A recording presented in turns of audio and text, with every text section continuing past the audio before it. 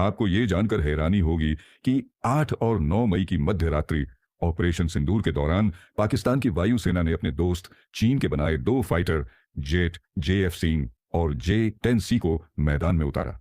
हवा में उनकी तेजी और पैंतरे देखकर एक सवाल फिर से हवा में तैर गया, हमारा तेजस कहाँ है? इससे जुड़ा दूसरा सबसे बड़ा सवाल उठ खड़ा होता है कि आखिर क्यों भारत आज भी अपने लड़ाकू विमान के लिए इंजन विदेशों से मंगवा रहा है। अब आप कहेंगे, यार भारत तो तेजस बना ही चुका है।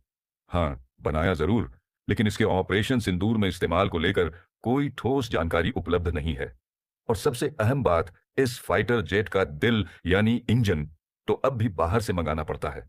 और यहां से शुरू होती है वो लंबी कहानी जो अमेरिका की बेरुखी, रूस फ्रांस की दगाबाजी और चीन की जिद से होकर गुजरती है। जब दुनिया इंजन बना रही थी, हम सपनों में थे। फाइटर जेट का इंजन बनाना कोई बच्चों का खेल नहीं। ये एक ऐसा क्षेत्र है जहां अमेरिका, रूस और फ्रांस दशकों से अरबों डॉलर झोंक रहे हैं। अमेरिका के जी और प्रैट व्हिटनी जैसे ब्रांड इंजन के मामले में Rolls Royce on of the skies हैं। रूस के सैटर्न AL-31 और फ्रांस के सैफरन M88 जैसे इंजन भी वर्ल्ड क्लास हैं।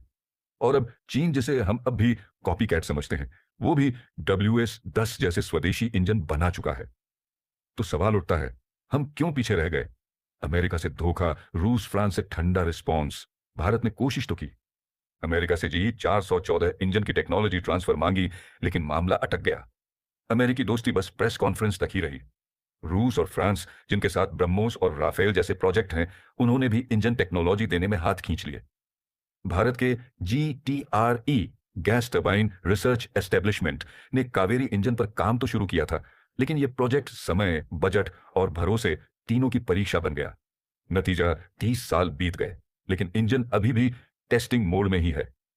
चीन ने क्यों और कैसे मारी बाजी? अब चलिए जरा पड़ोसी की कहानी सुनते हैं। चीन को भी कोई जादू की छड़ी नहीं मिली थी। उसने भी शुरुआत में रूस से इंजन मंगवाए, टेक्नोलॉजी चुराई, खुद बनाई, फेल हुआ, फिर से खड़ा हुआ। उसने WS-10 इंजन में कम से कम 15 बार फेल होकर फिर उसे उड़ाया। लेकिन फर्क था इरादा। सरकार ने अरबों डॉलर झोंक दिए, रिसर्चरों को फुल सपोर्ट मिला, प्राइवेट कंपनियों को भी साथ जोड़ा और इंतजार किया। आज नतीजा है कि J-10 और J-20 जैसे फाइटर अब मेड इन चाइना इंजन पर हवा चीरते हैं। इंजन बनाना क्यों इतना मुश्किल? फाइटर जेट का इंजन बनाना मतलब आग से खेलना। इसकी एक नहीं कई वजहें हैं, जिन्हें पॉइंट पॉइंट समझ लेते हैं। 1600 डिग्री सेल्सियस से ऊपर झेलने वाली मेटल चाहिए। माइक्रोमीटर लेवल पर परफेक्शन जरूरी है। सैकड़ों घंटे की टेस्टिंग, हजारों बार फेल होने की तैयारी, टरबाइन ब्लेड में जरा सी गड़बड़ और इंजन फेल। रॉकेट बनाना आसान है, फाइटर इंजन बनाना उससे भी कठिन। तो अब आगे क्या? आज भारत आत्मनिर्भरता की बात कर रहा है, लेकिन आत्मनिर्भर बनना सिर्फ नारे से नहीं होगा। इंजन जैसी कोर टेक्नोलॉजी में निवेश, धैर्य और रिस्क तीनों चाहिए। सरकार ने अब सैफरन और रोल्स रॉयस जैसी कंपनियों के साथ नए करारों की बात शुरू की है, लेकिन ये तभी सफल होंगे जब हम मेक इन इंडिया को इन्वेंट इन इंडिया तक ले जाएं।